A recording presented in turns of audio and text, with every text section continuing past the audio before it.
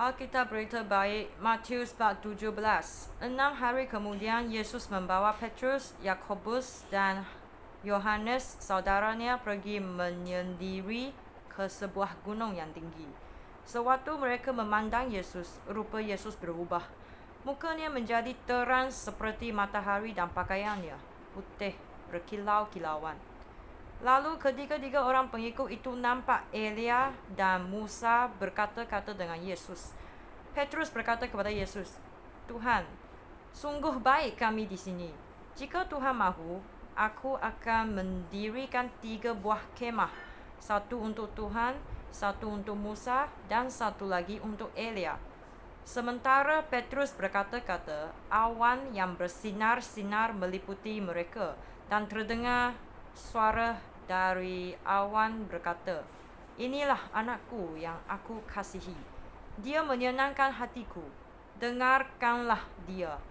Apabila pengikut-pengikut Yesus mendengar suara itu, mereka sangat ketakutan dan menyerap di tanah. Tetapi Yesus datang dan menyentuh mereka. "Bangunlah," katanya. "Janganlah takut." Apabila mereka memandang di sekeliling, mereka tidak nampak sesiapa pun kecuali Yesus. Semasa mereka turun dari gunung itu, Yesus memerintah mereka, "Jangan beritahu sesiapa pun apa yang telah kamu lihat, selagi Anak Manusia belum dibangkitkan daripada kematian."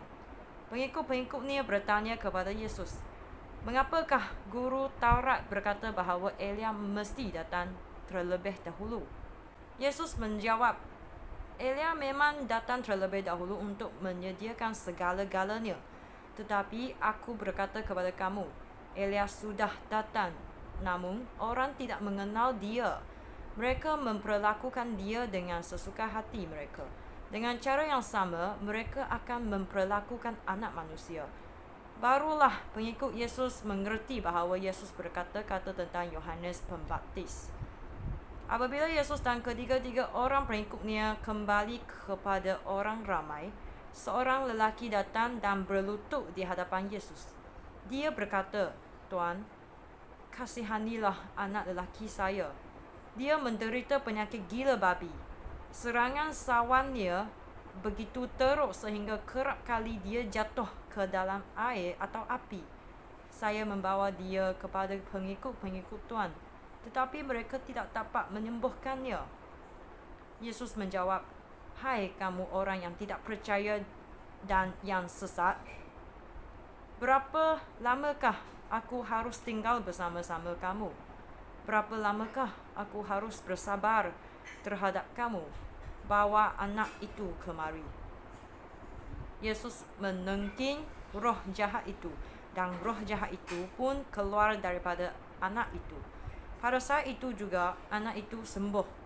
Kemudian pengikut-pengikut Yesus datang kepada Yesus, dan apabila tidak ada orang lain di situ, mereka bertanya, "Mengapakah kami tidak dapat mengusir roh jahat itu?" Yesus menjawab, "Kamu tidak dapat melakukannya kerana kamu kurang percaya kepada Allah. Ketahuilah, jika kamu mempunyai iman sebesar biji sawi, kamu dapat berkata kepada bukit ini, 'Beralihlah ke sana,' dan bukit itu akan beralih. Kamu dapat melakukan apa sahaja. Tetapi roh jahat semacam ini hanya dapat diusir dengan doa dan puasa." Apabila semua pengikut Yesus berkumpul di Galilea, Yesus berkata kepada mereka, "Tidak lama lagi Anak Manusia akan diserahkan ke dalam kekuasaan manusia. Dia akan dibunuh, tetapi pada hari ketiga dia akan dibangkitkan semula." Oleh itu, pengikut-pengikutnya berdukacita. Apabila Yesus dan pengikut-pengikutnya tiba di Kapernaum, para pemungut cukai rumah Tuhan datang kepada Petrus dan bertanya, "Adakah guru kamu membayar cukai rumah Tuhan?" Petrus menjawab, "Tentu sahaja."